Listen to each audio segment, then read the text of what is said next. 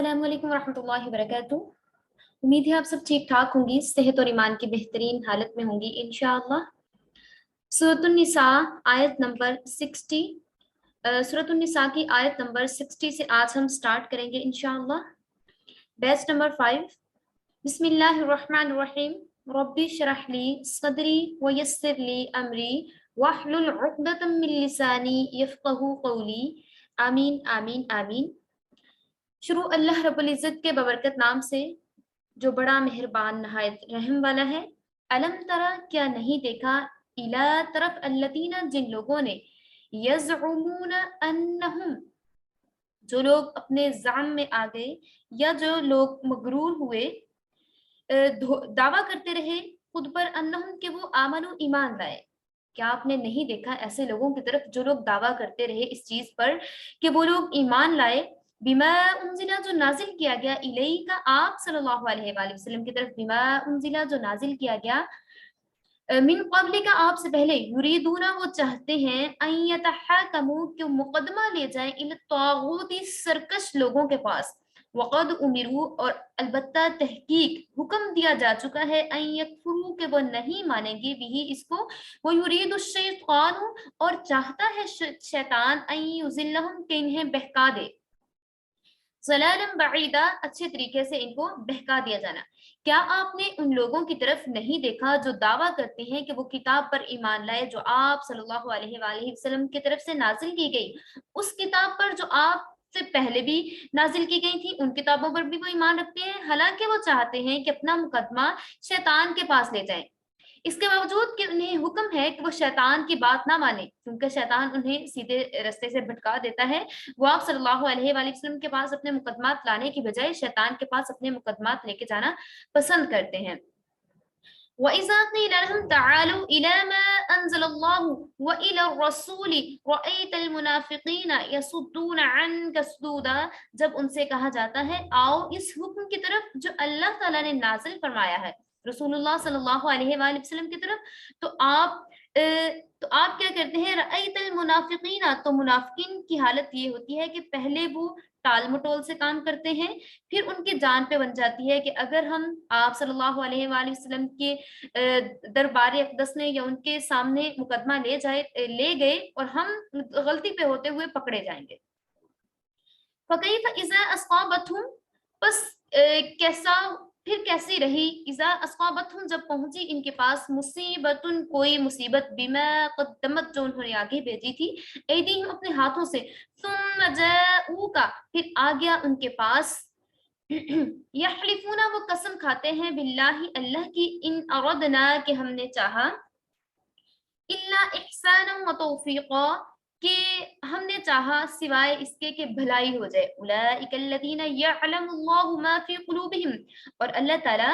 जानता है इन लोगों के दिलों में क्या चीज है, फअरिज़, आप इनकी तरफ तवज्जो ना फरमाइए, अन्हुम, इनसे, वइज़हुम, और इन्हें नसीहत कीजिए, वकुल लहुम, और कहिए इनसे, फी अनफुसिहिम, कि इनके हक में, इनके दिलों में, क़ौलन बलीगा, असर कर जाने वाली बात इनसे कह दीजिए। अब आप इन आयात का शान नज़ूल नोट कर लीजिए। ये वाक़या उस वक्त पेश आया जब मदीना में एक मरतबा एक यहूदी और एक मुनाफिक, यहूदी कौन है, यहूदी जो हजरत मूसा अलैहिस्सलाम के फॉलोअर्स थे, हजरत मूसा अलैहिस्सलाम को मानने वाले, तौरात पर ईमान रखने वाले यहूदी, ठीक है। और मुनाफिक कौन है, जो बज़ाहिर मुसलमान बना हुआ था लेकिन अंदर से सही तरीके से उसने इस्लाम कबूल नहीं किया था। अब झगड़ा हुआ दो लोगों के दरमियान, एक था यहूदी, दूसरा बज़ाहिर मुसलमान था लेकिन वो अंदर से अभी भी काफिर ही था। तो इन दोनों के दरमियान जब झगड़ा हुआ किसी मामला पर, तो यहूदी ने इस मामला में, यहूदी क्योंकि इस मामला पर हक में था और वो उसी के हक में सारी बात जा रही थी, तो इसलिए इसने कहा चलिए हम अपना जो फैसला है मोहम्मद सल्लल्लाहु अलैहि वसल्लम के पास लेके जाते हैं और उन्हीं से फैसला कराते हैं। मुनाफिक जो बज़ाहिर मुसलमान बना हुआ था, इसने कहा कि नहीं नहीं, हमें जो अपना फैसला है वो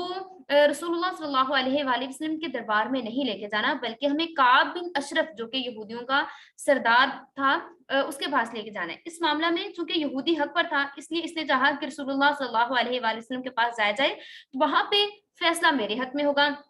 اس نے کہا کہ میں مذہبی اختلاف آپ سے رکھتا ہوں وہ الگ بات ہے، لیکن میں چاہتا ہوں کہ رسول اللہ صلی اللہ علیہ وآلہ وسلم کے ہاں ہی جایا جائے، ان کے دربار اقدس میں ہی جایا جائے اور وہاں پہ جا کے فیصلہ کروایا جائے۔ آخرکار ان دونوں نے یہ دونوں جو تھے یہودی اور منافق رسول اللہ صلی اللہ علیہ وآلہ وسلم کے پاس چلے گئے، تو رسول اللہ صلی اللہ علیہ وآلہ وسلم نے یہودی کے حق میں فیصلہ فرما دیا۔ منافق وہاں سے باہر نکل کر یہودی سے کہنے لگا مجھے یہ فیصلہ منظور نہیں، میں اس سے راضی نہیں۔ یہودی سے کہا کہ چلیں اب ہم اپنا فیصلہ حضرت عمر فاروق رضی اللہ تعالیٰ عنہ کے پاس لے کے چلتے ہیں، جو وہ فیصلہ کریں گے وہ مجھے منظور ہوگا۔ منافق یہ سمجھا تھا کہ حضرت عمر جو ہیں وہ کفار کے بہت زیادہ خلاف ہیں، یہودی اس پر یہودی پر تھوڑی سختی فرما دیں گے اور اس طریقے سے میرے حق میں فیصلہ ہو جائے گا۔ تو اس دونوں جب حضرت عمر فاروق رضی اللہ تعالیٰ عنہ کے پاس پہنچے، وہاں یہودی نے سارا قصہ بیان کر دیا کہ اس طریقے سے یہ مقدمہ رسول اللہ صلی اللہ علیہ وآلہ وسلم کے پاس پہلے جا چکا ہے، رسول اللہ صلی اللہ علیہ وآلہ وسلم نے میرے حق میں فیصلہ فرما دیا تھا، مگر یہ شخص یعنی جو منافق ہے اس پر راضی نہیں ہوا۔ حضرت عمر فاروق رضی اللہ تعالیٰ عنہ نے اس منافق سے پوچھا کیا یہی بات ہے؟ اس نے کہا ہاں۔ حضرت عمر نے فرمایا کہ اچھا ٹھیک ہے، ٹھہرو میں ابھی آتا ہوں، تمہارا فیصلہ کرتا ہوں۔ یہ کہہ کر گھر کے اندر تشریف لے گئے، وہاں سے ایک تلوار لے کر آئے اور اس منافق کو قتل کر دیا اور کہا جو شخص رسول اللہ صلی اللہ علیہ وآلہ وسلم کے فیصلے سے راضی نہیں، اس کا یہ فیصلہ ہے کہ اس کی گردن اڑا دی جائے۔ پھر اس منافق جو مقتول تھا اس کے ورثہ نے حضرت عمر رضی اللہ تعالیٰ عنہ پہ دعویٰ کیا کہ اور قسمیں کھانے لگے کہ یہ تو حضرت عمر رضی اللہ تعالیٰ عنہ کے پاس صرف اس لیے گیا تھا تاکہ وہ دونوں باہم صلح کر لیں۔ تو تب یہ آیات نازل ہوئیں اور اللہ تعالیٰ نے اصل حقیقت ظاہر فرما دی کہ بعض روایات میں ہے کہ حضرت عمر رضی اللہ تعالیٰ عنہ کو اس واقعے کے بعد فاروق کا لقب عطا ہوا اور حضرت عمر پر کوئی قصاص یا دیت واجب نہیں کی گئی۔ تو یہاں پہ ان آیات میں اس چیز کی مذمت فرمائی جا رہی ہے کہ جو اسلام کا بظاہر تو اسلام کا داعی تھا، ٹھیک ہے، اسلام کو ماننے والا تھا، اسلام دعوے یہ کرتا تھا کہ وہ مسلم ہے، لیکن اس کے دل میں وہی کفر بھرا ہوا تھا، اور جب اس کا جھگڑا ہوا تو اس نے کہا کہ اگر میں رسول اللہ صلی اللہ علیہ وآلہ وسلم کی خدمت اقدس میں اپنا مقدمہ لے کر چلا گیا تو میری وہاں پہ میرے ساتھ بالکل انصاف ہوگا، اور میں تو پہلے ہی حق پر نہیں ہوں اور میرے حق میں کوئی بھی فیصلہ نہیں ہوگا۔ تو یہاں پہ یہ چیز واضح کی جا رہی ہے کہ رسول اللہ صلی اللہ علیہ وآلہ وسلم کے ہوتے ہوئے آپ اگر کوئی فیصلہ کروانا چاہتے ہیں تو رسول اللہ صلی اللہ علیہ وآلہ وسلم بہترین فیصلہ کرنے والے مصنف ہیں اور وہی بہترین فیصلہ کریں گے۔ تو یہ کسی مسلمان کا شیوا ہو ہی نہیں سکتا کہ وہ رسول اللہ صلی اللہ علیہ وآلہ وسلم کا فیصلہ ماننے سے انکار کر دے۔ وما ارسلنا من رسول الا ليطاع باذن اللہ، اور ہم نے تمام پیغمبروں کو خاص اسی لیے مبعوث فرمایا کہ وہ اللہ تعالیٰ کے حکم کو مانے، الا ليطاع باذن اللہ، اللہ تعالیٰ کے حکم سے اس کے حکم کی تعمیل کریں۔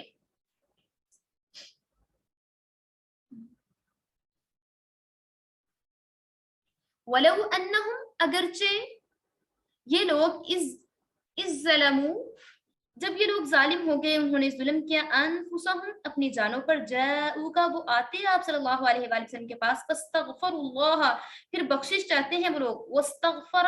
لہم، اور مغفرت چاہتا ہے ان کے لیے، لہم الرسول، رسول صلی اللہ علیہ وآلہ وسلم ان کے لیے مغفرت چاہتے ہیں، لوجد اللہ، تو وہ ضرور پائیں گے اللہ سے تواب الرحیم،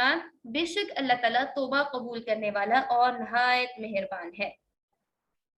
اور ہم نے تمام پیغمبروں کو خاص اسی لیے مبعوث فرمایا کہ وہ اللہ تعالیٰ کی اطاعت کروائیں، الا لیطاع باذن اللہ، اللہ تعالیٰ کے حکم کو مانیں اور اللہ تعالیٰ کی اطاعت کروائیں لوگوں سے۔ ولو انہم اذ ظلموا انفسہم، اور اگر کوئی اپنا نقصان کر بیٹھے اس وقت کہ اس کو سمجھ نہ آئے، پھر وہ اللہ تعالیٰ سے معافی مانگنا چاہے اور رسول اللہ صلی اللہ علیہ وآلہ وسلم بھی چاہیں کہ اللہ تعالیٰ اس کو معاف کر دے، تو اللہ تعالیٰ ضرور اس کی توبہ کو قبول فرمائے گا، بے شک اللہ تعالیٰ رحمت والا ہے، نہایت مہربان ہے۔ یہاں بھی یہ بات کی جا رہی ہے کہ اللہ تعالیٰ نے فرما دیا کہ کام، سب سے امپورٹنٹ اور کام کی بات یہاں پہ بیان کر دی گئی ہے کہ الا لیطاع باذن اللہ، باذن اللہ کی یہاں پہ قید لگا دی گئی، یعنی اللہ کے فرمان کے مطابق رسول اللہ صلی اللہ علیہ وآلہ وسلم کا حکم مانا جائے، یہ نہیں کہ اپنے خود ساختہ عقیدے بنا کر کسی چیز کو اطاعت رسول سمجھ لیا جائے اور وہ حقیقت میں اللہ کے فرمان کے مطابق نہ ہو. ٹھیک ہے، مثلاً کوئی اطاعت رسول سمجھ کر سجدہ کرنا شروع کر دے، ٹھیک ہے، یا کوئی اپنے سے خود ساختہ چیزیں بنانا شروع کر دے، کہے کہ اس میں ثواب ہوگا، تو یہ چیز نہیں، بلکہ اللہ نے جو حکم دیا ہے انہی احکامات پہ عمل کرتے ہوئے رسول اللہ صلی اللہ علیہ وآلہ وسلم کی اطاعت کی جائے. رسول اللہ صلی اللہ علیہ وآلہ وسلم نے بھی وہ تمام احکامات بتائے جو اللہ رب العزت نے رسول اللہ صلی اللہ علیہ وآلہ وسلم سے کہا کہ یہ امت تک پہنچا دیجیے. ٹھیک ہے، تو یہاں پہ یہ بات کی جا رہی ہے لِيُطَاعَ بِإِذْنِ اللَّهِ کہ اللہ کے حکم کو مانیے. اور کس طریقے سے اللہ تعالیٰ کے حکم کو ماننا ہے یعنی اللہ کے فرمان کے مطابق رسول اللہ صلی اللہ علیہ وآلہ وسلم کا حکم مانا جائے. اگر غلطی ہو جائے تو توبہ کر لی جائے تو آپ کی توبہ کو قبول کر لیا جائے گا. منافقین کی پہلے بات ہو رہی تھی کہ اگر منافقین ابھی بھی دل سے توبہ کر لیتے ہیں وَاسْتَغْفَرَ لَهُمُ الرَّسُولُ یعنی اگر وہ توبہ کریں یا رسول اللہ صلی اللہ علیہ وآلہ وسلم کی خدمت میں حاضر ہوں اور رسول اللہ صلی اللہ علیہ وآلہ وسلم ان کے لیے دعائے مغفرت فرما دیں، اور تو پھر اس طریقے سے اللہ رب العزت ان کی توبہ کو قبول فرما لے گا. حضرت علی رضی اللہ تعالیٰ عنہ سے روایت ہے کہ آپ صلی اللہ علیہ وآلہ وسلم نے فرمایا کہ جب ہم رسول اللہ صلی اللہ علیہ وآلہ وسلم کو رسول اللہ صلی اللہ علیہ وآلہ وسلم کی تدفین کے بعد ہم فارغ ہوئے تو اس کے 3 روز بعد ایک دہات سے آدمی آیا اور وہ آپ صلی اللہ علیہ وآلہ وسلم کی لحد مبارک کے پاس گیا اور زاروں قطار ہونا شروع کیا اور عرض کیا یا رسول اللہ صلی اللہ علیہ وآلہ وسلم آپ نے جو کچھ ارشاد فرمایا تھا ہم نے سن لیا، اور جو آپ پر نازل ہوا اور یہ بھی ہم نے سن لیا کہ آپ نے جو نازل ہوا آپ پر اور ہم نے اس کو پڑھا. وَلَوْ أَنَّهُمْ إِذْ ظَلَمُوا أَنفُسَهُمْ جَاءُوكَ فَاسْتَغْفَرُوا اللَّهَ وَاسْتَغْفَرَ لَهُمُ الرَّسُولُ لَوَجَدُوا اللَّهَ تَوَّابًا رَحِيمًا. یعنی اللہ نے اس آیت میں وعدہ فرمایا ہے کہ اگر گناہگار رسول اللہ صلی اللہ علیہ وآلہ وسلم کی خدمت اقدس میں حاضر ہو جائیں اور رسول اللہ صلی اللہ علیہ وآلہ وسلم اس کے لیے دعائے مغفرت کر دیں تو اس کی مغفرت ہو جائے گی. تو اس نے آ کے رونا شروع کیا کہ یا رسول اللہ صلی اللہ علیہ وآلہ وسلم میں تو آپ کے پاس آیا تھا کہ اگر آپ میرے لیے دعائے مغفرت فرما دیں گے تو اللہ تعالیٰ میری مغفرت کر دے گا. تو اس وقت جو بھی حاضرین تھے انہوں نے سنا کہ رسول اللہ صلی اللہ علیہ وآلہ وسلم کی قبر مبارک سے آواز آئی قد غفر لک یعنی تیری مغفرت کر دی گئی. وہ دہاتی جو تھے کتنی خوش قسمت تھے کہ وہ آئے اور انہوں نے آ کے رسول اللہ صلی اللہ علیہ وآلہ وسلم کی لحد مبارک پہ رونا شروع کیا اور کہا کہ یہ آیت مبارکہ اس میں جو سورۃ النساء کی آیت مبارکہ 64 اس میں یہ بات کی گئی ہے کہ اگر رسول اللہ صلی اللہ علیہ وآلہ وسلم کسی کے لیے دعائے مغفرت کر دیں تو اس کی مغفرت ہو جاتی ہے، لیکن اب میری مغفرت کے لیے دعا کون کرے گا؟ تو رسول اللہ صلی اللہ علیہ وآلہ وسلم کی لحد مبارک سے آواز آئی قد غفر لک یعنی تیری مغفرت کر دی گئی. اللہ اکبر. فلا وربك لا يؤمنون حتى يحكموك فلا وربك پس قسم ہے آپ کے رب کی لا یؤمنون وہ مومن نہیں ہوں گے حتی یحکموک جب تک وہ آپ کو اپنا منصف نہ بنا لیں فیما اس میں شجر بینہم جھگڑا کر کے آپس کے درمیان ثم لا یجدو اور وہ نہ پائے فی انفسہم اپنے دلوں میں حرجن کوئی تنگی مما سے جو قضیتا آپ فیصلہ کریں ویسلموا تسلیما اور انہیں چاہیے کہ خوشی خوشی اس کو تسلیم کر لیں.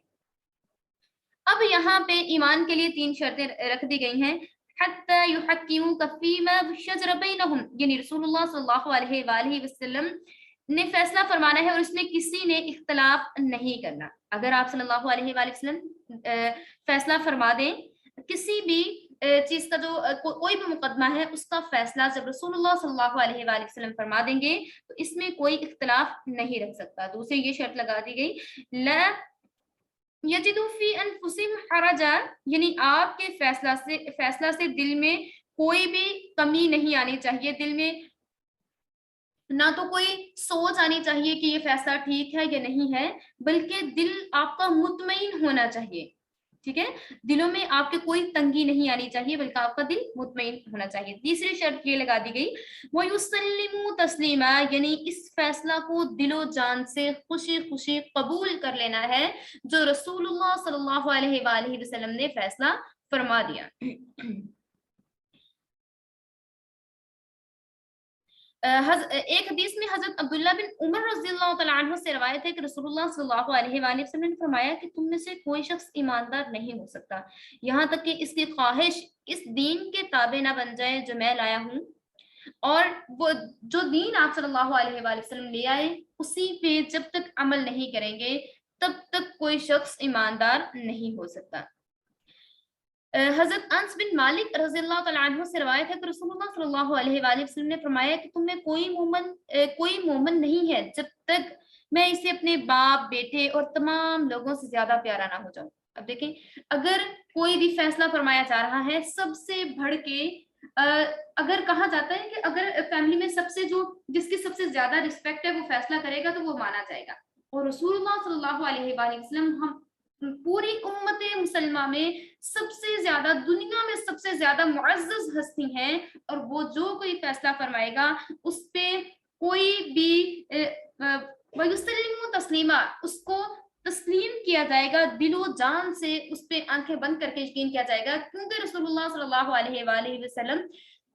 بہترین فیصلہ فرمانے والے ہیں۔ وَلَوْ كَتَبْنَا عَلَيْهِمْ أَنِ اقْتُلُوا أَنفُسَكُمْ، اور اگر ہم لکھ دیتے علیہم ان پر ان اقتلوا کہ قتل کرو انفسکم اپنے آپ کو، اب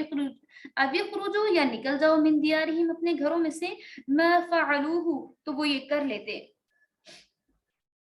ما فعلوہ تو وہ یہ کر لیتے، الا قلیلا ان میں سے تھوڑے تھے، منہم ان میں سے، ولو انہم فعلوا ما یوعظون اور اگر انہیں نصیحت کی جاتی، بہی لکان خیر لہم البتہ بہتر ہو جاتا ان کے لیے، واشد تثبیتا اور یہ ثابت قدم رکھنے کے لیے تھا،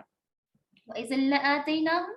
اور جب ہم نے انہیں دیا یا ہم انہیں دیتے من لدنا اپنے پاس سے اجرا عظیما تو تب ہم انہیں اس حالت میں اپنے پاس سے خاص اجر عظیم عنایت فرماتے،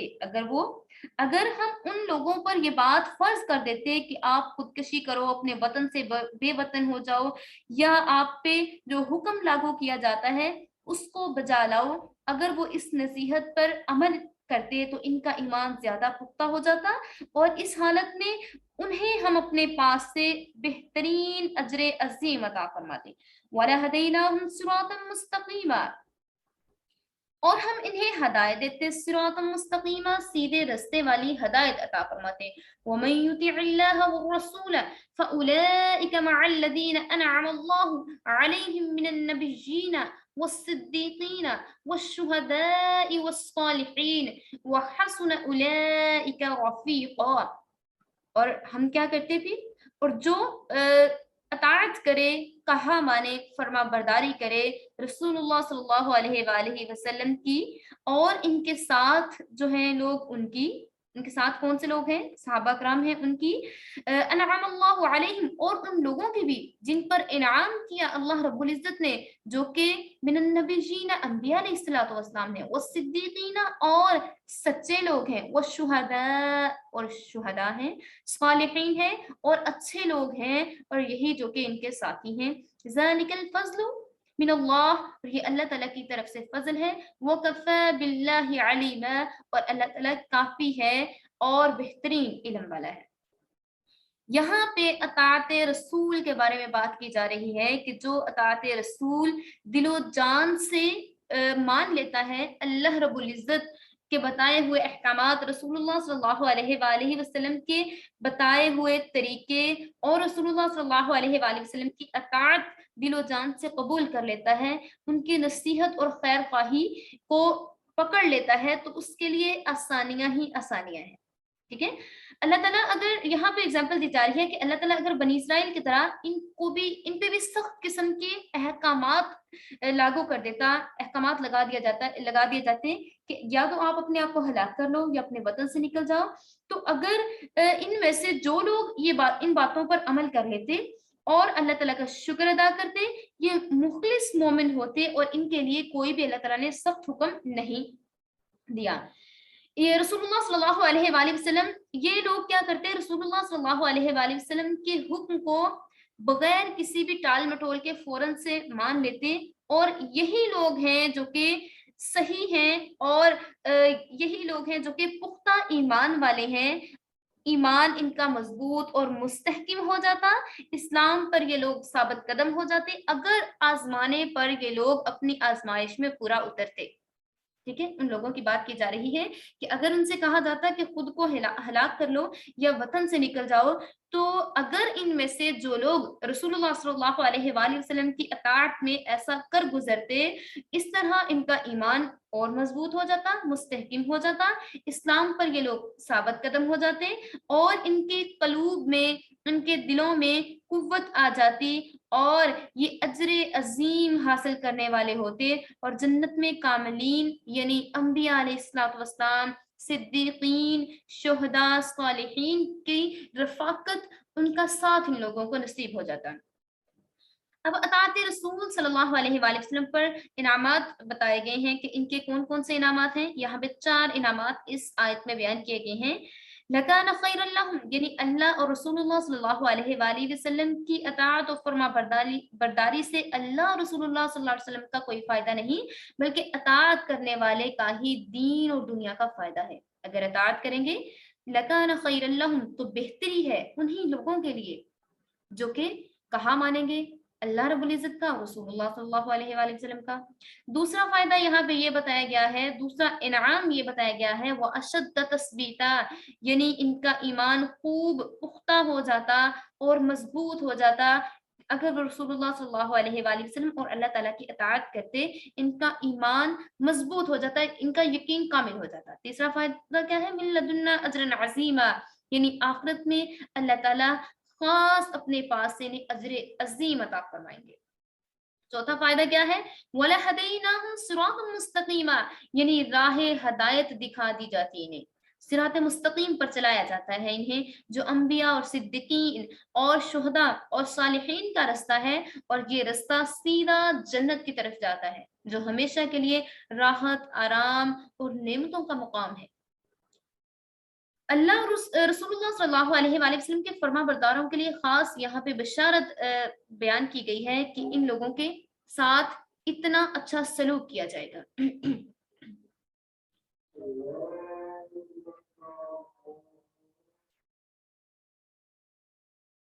اس آیت مبارکہ کا شان نزول بھی نوٹ کر لیجئے۔ ایک مرتبہ چند صحابہ کرام رسول اللہ صلی اللہ علیہ وآلہ وسلم کی خدمت اقدس میں حاضر ہوئے اور عرض کیا، یا رسول اللہ صلی اللہ علیہ وآلہ وسلم، آپ ہمیں ہماری جانوں اور اولاد سے زیادہ محبوب ہیں، اور ہماری حالت یہ ہے کہ جب کبھی آپ گھر میں یاد آ جاتے ہیں تو ہم بے چین ہو جاتے ہیں، جب تک آپ کو آ کر دیکھ نہیں لیتے تو ہمیں صبر نہیں آتا۔ خیر یہاں تک تو حاضر خدمت ہو کر ہم آپ کی زیارت کر لیتے ہیں، دل کو چین و سکون حاصل ہو جاتا ہے، لیکن جب آخرت کا خیال آتا ہے تو یہ سوچ کر دل بہت بے چین ہو جاتا ہے کہ وہاں ہم آپ کو کیسے دیکھ سکیں گے، اس لیے آپ تو جنت کے درجات عالیہ میں ہوں گے، وہاں تک ہماری پہنچ کہاں ہوگی، اور ہم حضور صلی اللہ علیہ وآلہ وسلم کی زیارت کیسے کریں گے۔ انہیں صحابہ کرام میں سے ایک صحابی حضرت ثوبان رضی اللہ تعالیٰ عنہ بھی تھے، جو کہ رسول اللہ صلی اللہ علیہ وآلہ وسلم کے آزاد کردہ غلام تھے۔ ان کا چہرہ اسی فکر میں زرد پڑ گیا جب حضور صلی اللہ علیہ وآلہ وسلم نے ان کی یہ حالت دیکھی تو فرمایا کہ کیا ہوا آپ کو؟ حضرت ثوبان نے عرض کیا، یا رسول اللہ صلی اللہ علیہ وآلہ وسلم، نہ تو مجھے کوئی مرض ہے نہ تکلیف ہے، مگر مجھے آپ کو دیکھے بغیر چین نہیں آتا۔ سبحان اللہ۔ حضرت جب حضور صلی اللہ علیہ وآلہ وسلم کے وصال کو یاد کرتا ہوں، سوچتا ہوں کہ میرا اس وقت کیا حال ہوگا، مجھ پر حضور صلی اللہ علیہ وآلہ وسلم کے بعد زندگی کیسے گزرے گی۔ اس پر اللہ تعالیٰ نے یہ آیات مبارکہ نازل فرمائی اور فرمایا کہ جو فرما بردار اور اطاعت شعار بندے ہوں گے، جو کہ اللہ اور اس کے رسول کی اطاعت کریں گے، انہیں انعام اور فضل الہی نصیب ہوگا. اور ساتھ ہی فرمایا کہ وہ لوگ جو سچے عاشق رسول ہیں ان کو بشارت سنا دی گئی کہ ان کا جو ساتھ ہے انبیاء علیہ الصلوۃ والسلام کے ساتھ ہوگا, صدیقین کے ساتھ ہوگا, شہداء کے ساتھ ہوگا, صالحین کے ساتھ ہوگا, اور یہ اتنی اچھی رفاقت ہوگی. وَحَسُنَ أُولَئِكَ رَفِيقًا, اور یہ کتنی اچھی ان کو رفاقت مل جائے گی. اور یہاں پہ یہ آیت مبارکہ نازل ہوئی اور بتایا کہ آپ اگر رسول اللہ صلی اللہ علیہ وآلہ وسلم سے اتنی محبت رکھتے ہیں تو اللہ رب العزت آپ کا ساتھ انہی کے ساتھ فرما دے گا. یا ایھا الذین آمنوا, اے ایمان والو, خذوا حذرکم, آپ لے لیا کرو اپنے ہتھیار, فانفروا, جب آپ نکلیں, ثباتن, الگ الگ, جب آپ الگ الگ نکلیں تو آپ اپنے ہتھیار لے لیا کرو, یا پھر انفروا جمیعا, یا پھر جب آپ اکٹھے نکلیں تب بھی. اے ایمان والو, احتیاطاً جب آپ الگ الگ نکلو یا مجمع کی صورت میں اکٹھے ہو کر نکلو تو آپ ضرور اپنے پاس اپنے ہتھیار لے لیا کرو. حذرکم وَإِنَّ مِنْكُمْ, اور بے شک ان میں سے, لَمَن لَيُبَطِّئَنَّ, اور ان میں سے ضرور جو ہے آپ کو پہنچ سکتا ہے, دیر لگا دے گا. فَإِنْ أَصْابَتْكُمْ, تمہیں پہنچ سکتی ہے مصیبت, کوئی مصیبت, قَالَ, کہیں, قَدْ أَنْعَمَ اللَّهُ, بے شک انعام کیا ہے اللہ نے, علیہ, مجھ پر, اس جب لم اکن, نہ تھا, معہم, ان کے ساتھ, شہیدہ, کوئی بھی حاضر. وَلَئِن, اور اگر, اصابکم, تمہیں پہنچے, فضل, کوئی فضل, من اللہ, اللہ تعالیٰ کی طرف سے, لَيَقُولَنَّ, تو وہ ضرور کہے گا, کَأَن لَّم تَکُن, کہ نہ تھی ان کے پاس,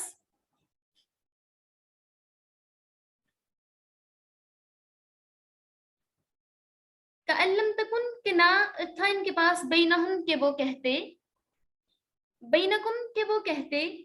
وبینہ, اور اس کے درمیان, بینکم, تمہارے درمیان, وبینہ, اور اس کے درمیان, مودۃ, کوئی دوستی, یا لیتنی, اے کاش میں, کنتو, ہوتا, معہم, ان کے ساتھ, فافوز فوزا عظیما, تو میں مراد پا لیتا اس سے بھی بڑی والی مراد. فلیقاتل, تو چاہیے کہ انہیں لڑیں,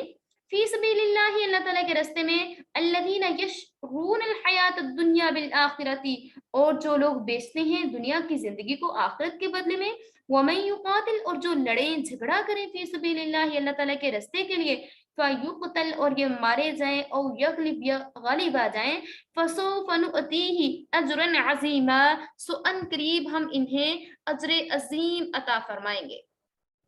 اب یہاں پہ بات کی جا رہی ہے کہ شروع اسلام میں اہل اسلام جب کہیں جہاد پر جاتے اور لشکر کی تیاری کے لیے جہاد میں شریک ہوتے تو عبداللہ بن ابی, جو مدینہ میں منافقوں کا سردار بنا ہوا تھا, اور بعض دیگر منافقین بھی کوئی بہانہ کر کے اسلامی لشکر کے ساتھ جنگ پر نہیں جاتے تھے, اور کوئی نہ کوئی وہ ضرور اپنی طرف سے بہانہ بنا دیتے تھے. ایک تو عبداللہ بن ابی تھا, اور دوسرا ان کے ساتھ جتنے بھی منافق تھے نا, وہ سارے اسی طریقے سے کیا کرتے تھے. تو وہ منافقین بڑے خوش ہوتے تھے اور کہتے تھے کہ خدا نے ہم پر مہربانی فرمائی ہے کہ ہم اس جنگ میں شریک نہیں ہوئے, اور اگر اسلامی لشکر فتح مند ہو کر کامیاب واپس آتا اور مال غنیمت ان میں تقسیم ہوتا تو افسوس کے طور پر کہتے کاش ہم بھی ان کے ساتھ چلے جاتے تو ہمیں بھی مال غنیمت میں سے کافی کچھ مل جاتا. یعنی ان منافقین کا جو نقطہ نظر تھا وہ یہ تھا کہ دنیاوی جو چیزیں مل رہی ہیں وہی ان کے لیے کامیابی ہے. اگر دنیاوی چیزیں نہیں مل رہی, اگر شہادت مل رہی ہے یا جنگ میں ناکامی کا سامنا کرنا پڑا ہے, تو وہ لوگ شکر مناتے تھے کہ اگر شہید ہو جائیں گے تو مارے جائیں گے. تو یہاں پہ یہ بات کی جا رہی ہے کہ جو شہید ہو جائیں گے انہیں اجر عظیم, انہیں اجر عظیم عطا فرمایا جائے گا, جو اللہ تعالیٰ کے راستے میں لڑیں گے اور جو جہاد کی تیاری میں یا جہاد میں شریک ہوں گے تو ان کے ساتھ کیسا اچھا سلوک کیا جائے گا. یہاں پہ اسلحہ کی فراہمی کا حکم دیا گیا ہے کہ آپ اپنی احتیاط اور بچاؤ کے لیے اپنے ہتھیاروں کو درست کر کے رکھو, اور آپ اگر نکلتے ہیں, اگر آپ اکٹھے نکلتے ہیں یا الگ الگ نکلتے ہیں تو آپ اپنے ہتھیاروں کو اپنے ساتھ رکھیں. یہاں پہ یہ واضح کیا جا رہا ہے کہ یہاں اگر آپ نے لڑنے کے لیے, دشمن سے لڑنے کے لیے یا ویسے ہی گھر سے باہر نکلنا ہے تو آپ نے اپنے ہتھیار کو اپنے جسم پر ساتھ لٹکا لینا ہے. وَمَا لَكُمْ لَا تُقَاتِلُونَ, اور کیا تمہیں کہ وہ نہیں لڑتے, لا تقاتلون, تم نہیں لڑتے, فی سبیل اللہ, اللہ تعالیٰ کے راستے میں, والمستضعفین, اور وہ کمزور اور بے بس ہیں, من الرجال, ہمارے مرد, اور تمہارے پاس کیا عذر ہے کہ آپ لوگ عذر بتا رہے ہیں, اپنی طرف سے بہانے کر رہے ہیں کہ آپ جہاد نہیں کرو گے اللہ تعالیٰ کے راستے میں, کہ آپ کے پاس جو کچھ مرد ہیں اور کچھ عورتیں ہیں، والنساء اور عورتیں ہیں، والبلدانی اور بچے ہیں، الذین جو لوگ یقولون کہتے ہیں، ربنا اے ہمارے رب، اخرجنا ہمیں نکال دے، من هذه القرية اس بستی میں سے، ظالمہ ظالموں کی، اہلھا اور اس کے رہنے والے، وجعل لنا اور ہمیں بنا دے اور ہمارے لیے فرما، من لدنہ اپنے پاس سے، ولیجن کوئی حمایتی یا پھر دوست، من لدنہ کوئی حمایتی یا پھر دوست، اجرن عظیما ولیجن کوئی دوست، یا من لدنہ اپنے پاس سے، ولیجن کوئی دوست یا حمایتی، وجعل اور بنا دے، لنا ہمارے لیے، من لدن کا نصیرہ اپنی طرف سے کوئی مدد ہمارے لیے بھیج دیجیے، الذین آمنوا اور جو لوگ ایمان لائے، یقاتلون وہ لڑتے ہیں، فی سبیل اللہ اللہ رب العزت کے راستے میں، والذین کفروا اور جن لوگوں نے انکار کیا، یقاتلون فی سبیل الطاغوت اور وہ لڑتے ہیں شیطان کے لیے، فقاتلوا سو تم لڑو، اولیاء اور تمہارے دوست، الشیطان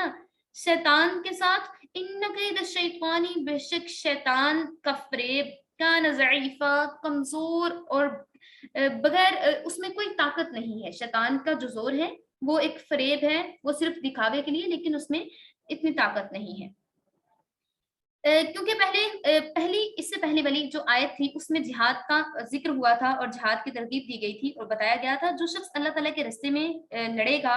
پھر خواہ وہ دشمن سے مغلوب ہو جائے یا پھر وہ شہید ہو جائے، تو یا دشمن کو مار دے اور فتح مند ہو جائے، یا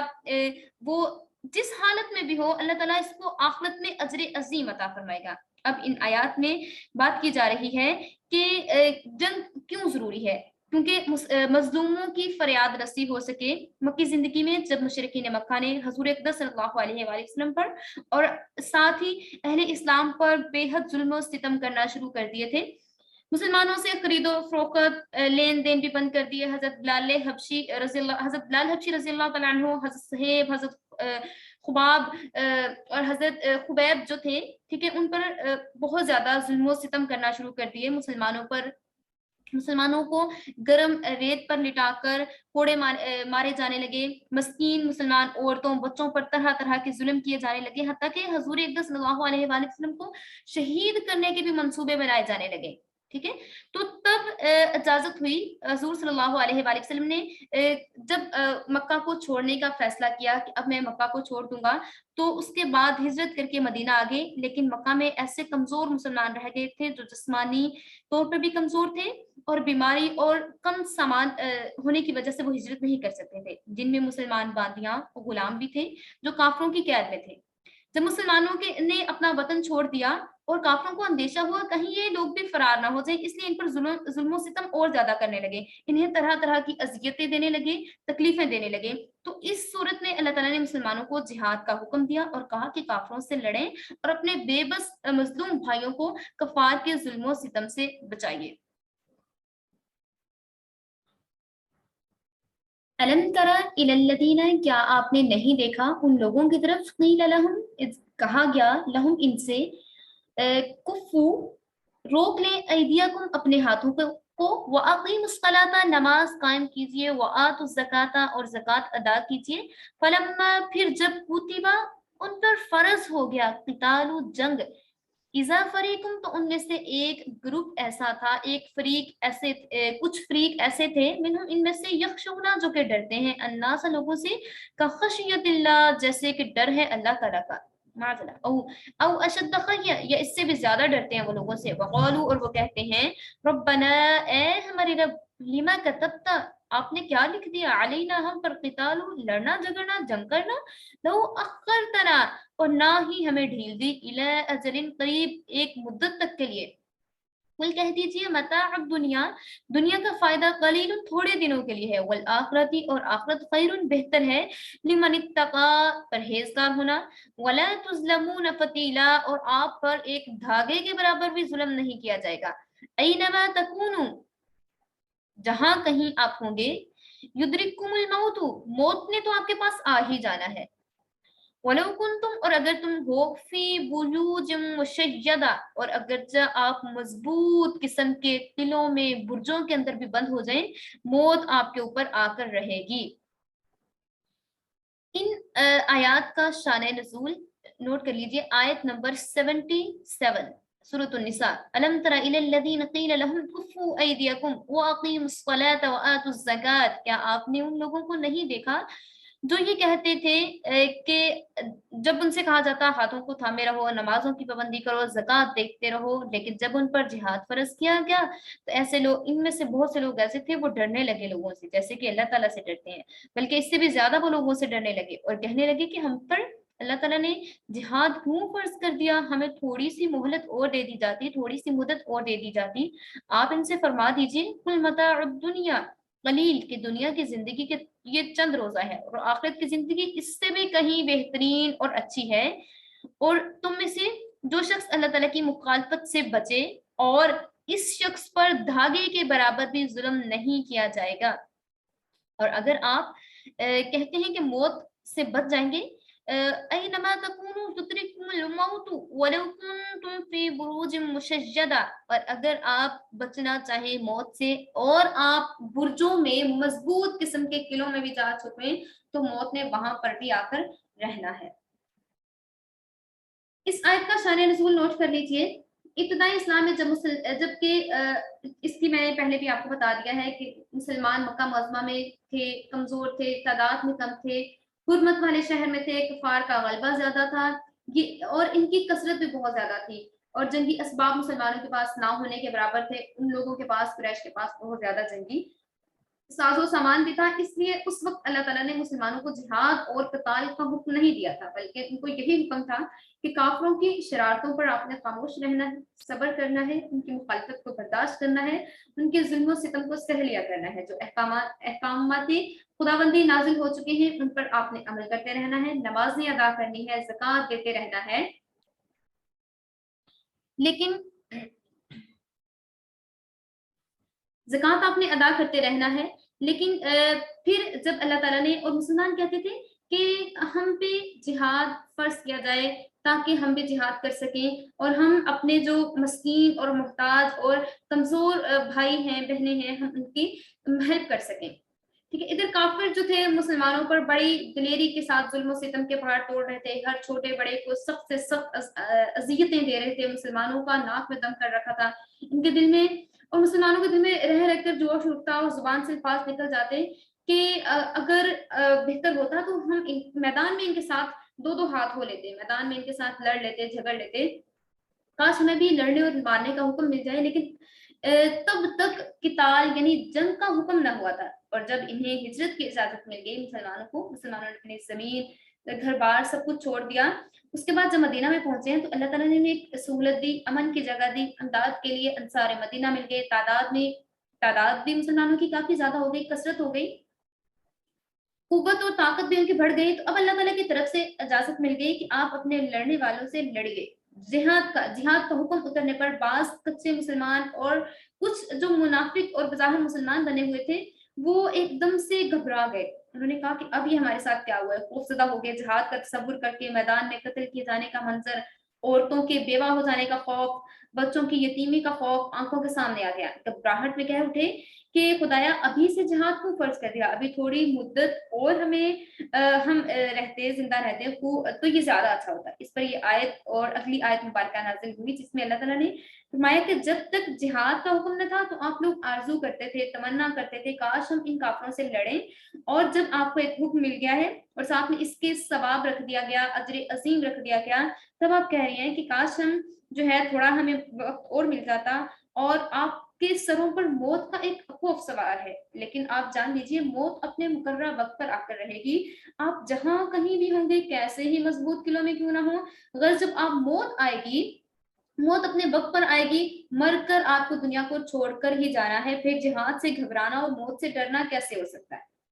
ٹھیک ہے، موت سے ڈرنا کیسے ہو سکتا ہے؟ بلکہ جو لوگ میدان جنگ میں شہید ہو جائیں گے ان کے لیے بہترین اجر عظیم رکھا گیا ہے اور بتایا گیا ان کے لیے دنیا کی نعمتیں قلیل ہیں لیکن آخرت کی نعمتیں کثیر ہیں، تعداد میں بہت زیادہ ہیں، بہت اچھی نعمتیں ہیں. دنیا کی نعمتیں فانی اور ختم ہو جانے والی ہیں اور آخرت کی نعمتیں ہمیشہ کے لیے ہیں، دائمی ہیں، باقی رہ جانے والی ہیں. دنیا کی نعمتوں کے ساتھ طرح طرح کی پریشانیاں بھی ہیں اور آخرت کی جو نعمتیں ہیں وہ ہر طرح کی پریشانیوں سے پاک ہیں. دنیا کی نعمتوں کا حصول یقینی نہیں ہے. ہم محنت کر رہے ہوتے ہیں، भाग रहे होते हैं, मेहनत के पीछे, पैसे के पीछे भाग रहे होते हैं, बहुत मेहनत करते हैं, लेकिन हमें श्योरिटी नहीं होती, हमें यकीन नहीं होता कि हम जो इतनी मेहनत कर रहे हैं, या हमने किसी बिजनेस में इतना पैसा लगा दिया है, इतनी एफर्ट लगा दी है, इतनी मेहनत कर रहे हैं, दिन रात हम उस पर काम किए जा रहे हैं, लेकिन हमें इस पे मेक श्योर नहीं होता कि हमें उसका रिवॉर्ड उतना मिलेगा, हमें उस पर उतनी ज्यादा ही हमें जो है उसका प्रॉफिट होगा, बिजनेस में उतना ज्यादा हमें लॉस भी हो सकता है ना, प्रॉफिट जरूरी नहीं है प्रॉफिट ही हो। तो यहाँ पे दुनिया की नेमतों का हसूल भी यकीनी नहीं है, लेकिन आखिरत की नेमतें हर मुत्तकी परहेजगार को यकीनन और लाजमन मिलेंगी। अल्लाह ताला ने आयत में जिहाद से रुकने वालों के लिए और यहाँ पे बता दिया है कि शायद आप लोग समझते हैं कि अगर जिहाद से रुक जाएंगे हमारी जान बच जाएगी, हम मौत से बच सकते हैं, इसलिए फरमा दिया मौत का मुकर्ररा वक्त है और वो मुकर्ररा वक्त पर आकर रहेगी, आप जहां कहीं भी होंगे मौत ने आकर आपको दबोच लेना है। वइन तुसिबहुम हसनतुन यक़ूलू हाज़िही मिन इंदिल्लाह, और अगर इन्हें कोई अच्छी हालत पेश आती है तो कहते हैं कि ये अल्लाह ताला की तरफ से। वइन तुसिबहुम सय्यतुन यक़ूलू हाज़िही मिन इंदिक, और जब इनके साथ कोई बुरी हालत पेश आती है तो वो ये कहते हैं कि ये सारा कुछ आपकी वजह से है। कुल कुल्लुम मिन इंदिल्लाह, फरमा दीजिए सब का सब अल्लाह ताला की तरफ से ही होता है। फमा लिहाउलाइल कौम, और इनसे कह दीजिए क्या हुआ उस कौम का, ला यकादूना, नहीं लगते, यफ़क़हूना, कि वो समझे, हदीसा, इस बात को। मा अस्वाबका, जब इन्हें पहुंचे, मिन हसनतिन, कोई भलाई, जब इन्हें कोई भलाई पहुंचती है तो वो कहते हैं, मिन हसनतिन, इनको कोई भलाई पहुंचती है, फमिन अल्लाह, तो ये कहते हैं ये अल्लाह ताला की तरफ से है। लेकिन जब इन्हें वमा अस्वाबका मिन सय्यतिन, लेकिन जब इन्हें कोई बुराई पहुंचती है, मिन सय्यतिन, कोई बुराई, फमिन नफ्सिका, तो ये कहते हैं कि ये आपकी तरफ से ऐसा हुआ है। व अर्सलनाका, और हमने तुम्हें भेजा है, लिन्नास, लोगों के लिए, रसूला, रसूल बनाकर हमने आपको भेज दिया। वकफा बिल्लाहि शहीदा, और काफी है अल्लाह ताला गवाह। मन युतिअल्लाह, और जो अताअत करेगा अल्लाह की, वो रसूला, और मन युतिअर रसूला, जो अताअत करेगा रसूलुल्लाह सल्लल्लाहु अलैहि वसल्लम की, फकद अता अल्लाह, बस तहकीक उसने अताअत की अल्लाह रब्बुल इज्जत की। वमन तवल्ला, और जिसने मुंह फेर लिया और जो फिर गया, फमा, जिसने अताअत नहीं की रसूलुल्लाह सल्लल्लाहु अलैहि वसल्लम की, वमन तवल्ला, और उसने मुंह फेर लिया, फमा अरसलनाका, सो हमने भेजा है, अलैहिम हफीजा, इन पर आपको निगहबान बनाकर, आपको निगरान बनाकर भेज दिया है। अब इस आयत का भी शान नज़ूल है, वो इस तरह से, मुनाफिकीन का ये हाल था कि जिहाद में अगर कभी शिकस्त और मौत का सामना करना पड़ता तो हजूर अक़दस सल्लल्लाहु अलैहि वसल्लम की ज़ात ग्रामी पर माअज़ल्लाह इल्ज़ाम लगाते और कहते कि हम आपके कहने से जिहाद पर आए थे और मुफ्त में हम मौत का शिकार बने, हमारे अजीज़ व क़ारिब वो मारे गए और हमें बहुत ज़्यादा नुकसान उठाना पड़ा, ये वो इस तरह की बातें करते। और अगर जंग में मुसलमानों को फतह नसीब हो जाती और माले गनीमत इनके हाथ में आ जाता तो मुनाफिकीन कहते हैं ये बात महज अल्लाह ताला की तरफ से है और इसमें रसूलुल्लाह सल्लल्लाहु अलैहि वसल्लम का कोई इसमें अमल दखल नहीं है, माअज़ल्लाह। तो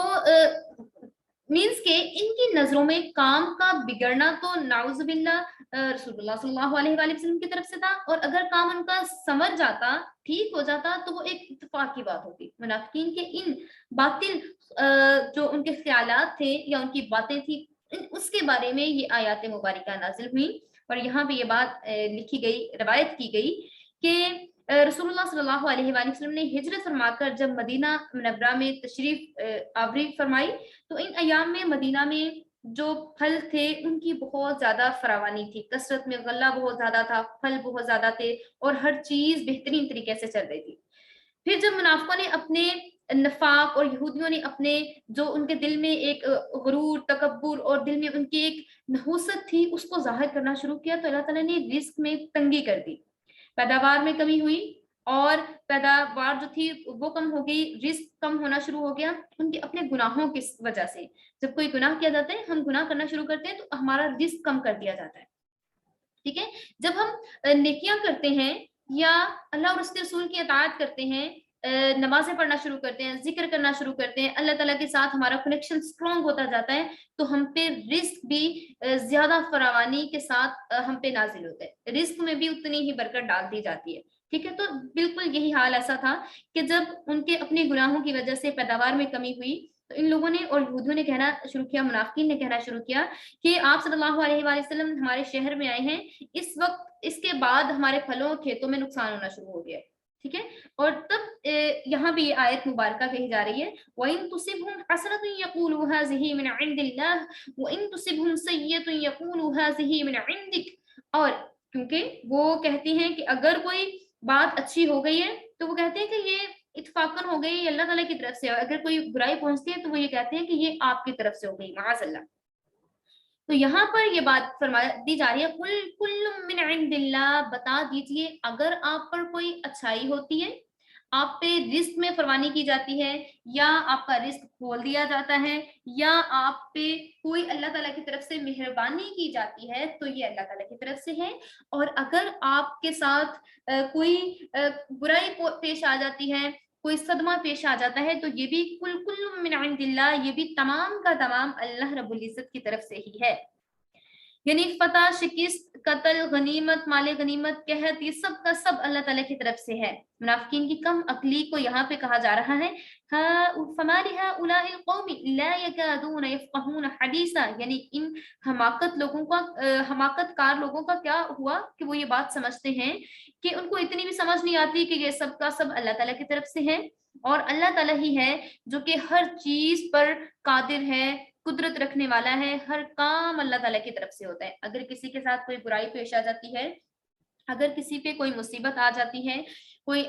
آزمائش آ جاتی ہے، کوئی پریشانی آ جاتی ہے، تو وہ اللہ تعالیٰ کی طرف سے ہوتی ہے. اور اگر کسی پہ کوئی اچھائی آ جاتی ہے، خوشیاں مل جاتی ہیں، رزق کے دروازے کھول دیے جاتے ہیں، تو وہ بھی تمام کے تمام اللہ تعالیٰ کی طرف سے ہوتے ہیں.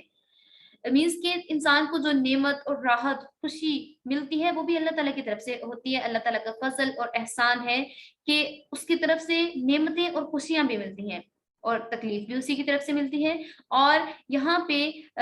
بات کی جا رہی ہے وَأَرْسَلْنَاكَ لِلنَّاسِ رَسُولًا وَكَفَىٰ بِاللَّهِ شَهِيدًا، اور ہم نے آپ صلی اللہ علیہ وآلہ وسلم کو تمام لوگوں کی طرف پیغمبر بنا کر بھیجا، اور اللہ تعالیٰ آپ کی رسالت کے گواہ ہیں.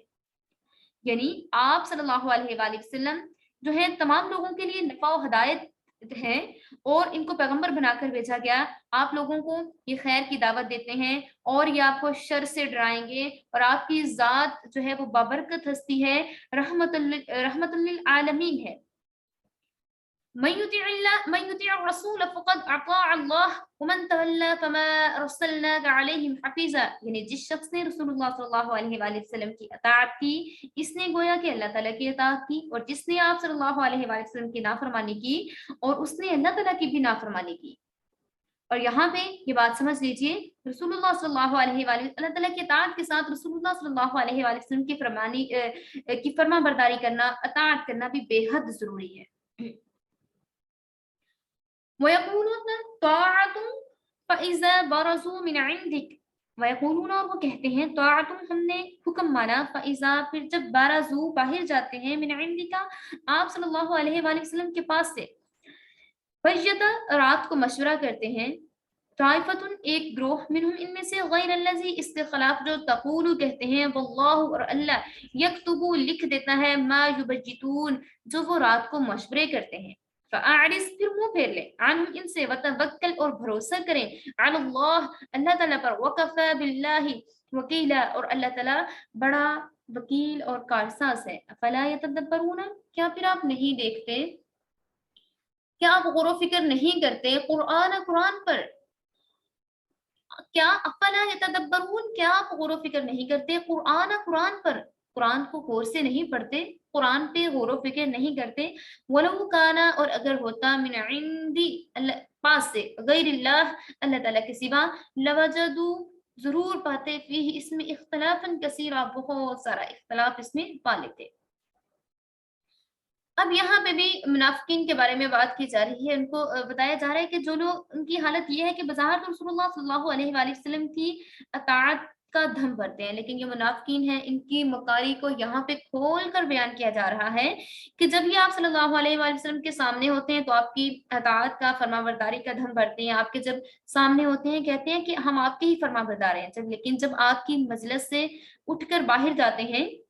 فَإِذَا بَرَزُوا مِنْ عِنْدِكَ بَيَّتَ طَائِفَةٌ مِّنْهُمْ، لیکن جب یہ اٹھ کے باہر جاتے ہیں تو پھر یہ کیا کہتے ہیں، پھر یہ اس طرح سے ہوتے ہیں کہ جب رات کو سر جوڑ کر بیٹھتے ہیں اپنے ان کے جو کرندے ہیں یا ان کے اپنے دوست ہیں منافق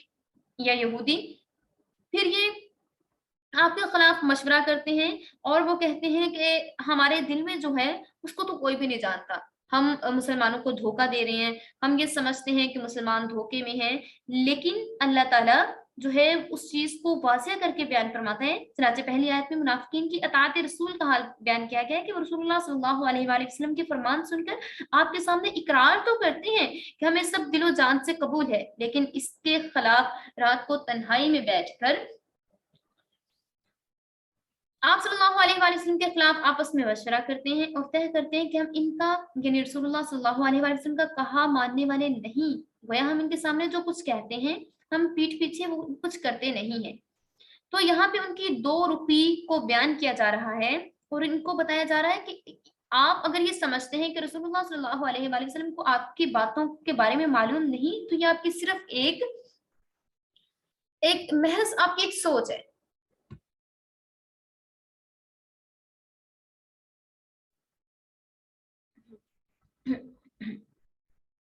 لیکن آپ کچھ بھی نہیں کر سکتے، نہ تو آپ صلی اللہ علیہ وآلہ وسلم کا کچھ بگاڑ سکتے ہیں اور نہ ہی آپ کی سوچ آپ صلی اللہ علیہ وآلہ وسلم کا کچھ بگاڑ سکتے ہیں۔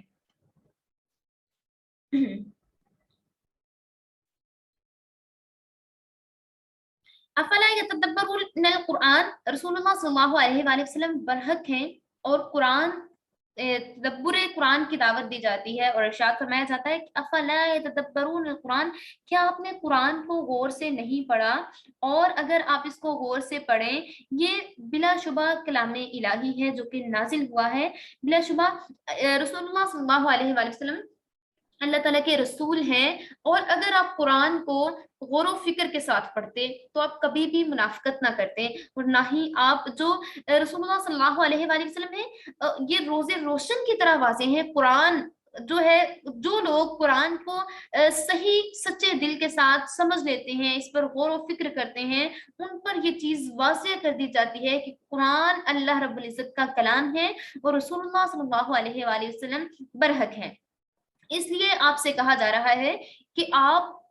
قرآن پر غور و فکر کیجئے، قرآن کو پڑھیے، قرآن کو ٹھیک طریقے سے سمجھیے۔ افلا یتدبرون القرآن، کیا آپ اس چیز پر غور و فکر نہیں کرتے، کیا آپ اس کو سمجھنے کی کوشش نہیں کرتے؟ اس کے کلام اللہ ہونے کی واضح دلیل آپ کے سامنے ارشاد کی جا رہی ہے۔ وَلَوْ كَانَ مِنْ عِنْدِ اللَّهِ غَيْرِ اللَّهِ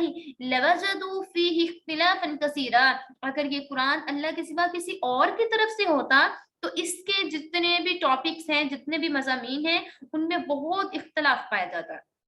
یعنی اگر یہ اللہ کا کلام نہ ہوتا بلکہ معاذ اللہ خود کسی کا خود ساختہ ہوتا، تو کسی بشر کا بنایا ہوا ہوتا، یا جو مخالفین کہتے ہیں کہ یہ تو جادو ہے یا خود ہی اس میں جادو کے ذریعے سے کہانیاں لکھی گئی ہیں، جو کہ یہودی کہا کرتے تھے کہ یہ اس میں احکام، عقائد اور عملیات کا بیان ہے، اور یہ اس طریقے سے وہ بات کیا کرتے تھے کہ یہ بالکل ایک صحیح طریقے سے، جیسے کہ یہاں پہ بات کی جا رہی ہے وَقَفَى بِاللَّهِ وَكِيلًا، بالکل ایک شاعری کی طرح سے لکھا گیا ہے، وکیلا کثیرا، ٹھیک ہے، اینڈنگ بھی بالکل سیم طریقے سے ہو رہی ہے۔ تو یہ ایک جادوگری ہے، جادو کے ذریعے سے کتاب لکھی گئی ہے، تو ان کو بتایا جا رہا ہے کہ یہ کسی بھی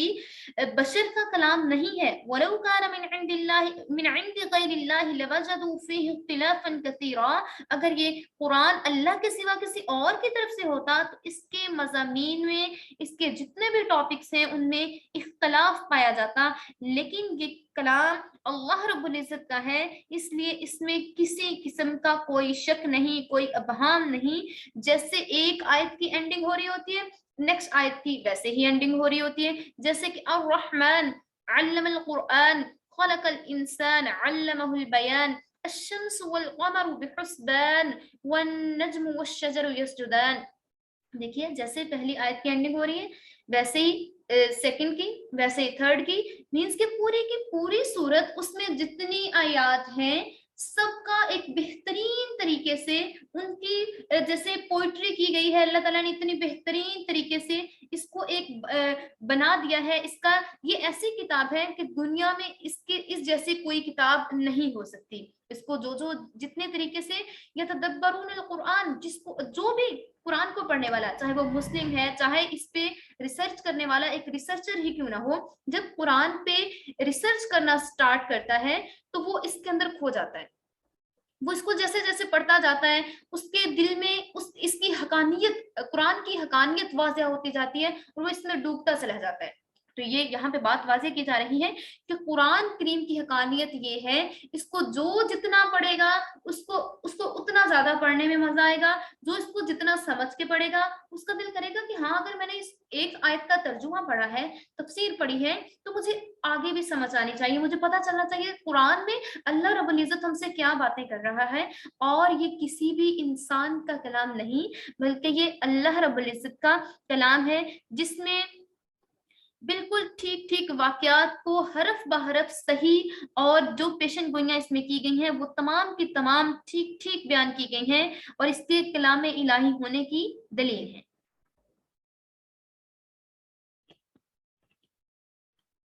کیونکہ اگر کسی بشر کا کلام ہوتا تو اس میں یکسانیت نہیں پائی جا سکتی تھی، لیکن قرآن ایسی کتاب ہے جس میں کوئی بھی اختلاف نہیں ہے. اللہ تعالیٰ ہمیں قرآن پر حقیقی ایمان نصیب فرمائے اور ہمیں اس کا علم اور فہم بھی عطا فرمائے، اس کے سمجھنے سمجھانے کی توفیق عطا فرمائے اور ہمارے دلوں کو ایمان کی مضبوطی عطا فرمائے.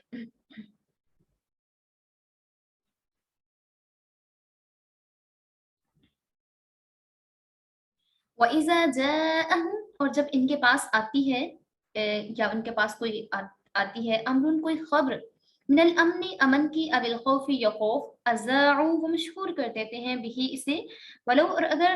ردوہ پہنچاتے ہیں، الی رسول اللہ صلی اللہ علیہ وآلہ وسلم کی طرف، وَإِلَى اور طرف اولی الامر حاکم کی طرف، منہم ان میں سے، لَعَلِمَهُ الَّذِينَ تو اس کو جان لیتے ہیں وہ لوگ، یستنبطونہ تحقیق کر لیا کرتے ہیں، منہم ان میں سے، ولو اور اگر، لا فضل اللہ نہ فضل ہوتا اللہ تعالیٰ کا، علیکم تم پر، ورحمتہ اور اس کی رحمت نہ ہوتی، لتبعتم الشیطان الا قلیلا تم پیچھے لگ جاتے شیطان کے، ان میں سے تھوڑے ہیں جو کہ شیطان کے پیچھے نہیں لگتے. فقاتل سو پس آپ لڑیے، فی سبیل اللہ اللہ تعالیٰ کے راستے میں، لا تکلف نہیں کلام کرے گا، اللہ سوائے نفس کا اپنی ذات سے، وحرس اور آپ آمادہ کیجیے، مؤمنین مومنوں کو، عسى اللہ قریب ہے اللہ، ان یکفا کہ روک دے، بأسا جنگ کو، الذین کفروا جن لوگوں نے کفر کیا، واللہ اشد بأسا اشد تنکیلا اور بے شک اللہ تعالیٰ سخت ترین جنگ اور سب سے زیادہ عذاب اور سزا دینے والا ہے. کیونکہ پہلے سے جہاد کے سلسلہ میں منافقوں کا ذکر ہوتا چلا آ رہا ہے اور منافقوں کی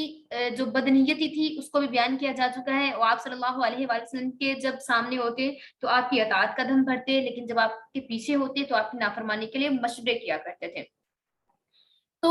ان آیات مبارکہ کا شان نزول نوٹ کیجیے کہ ایک بار حضور اقدس صلی اللہ علیہ وآلہ وسلم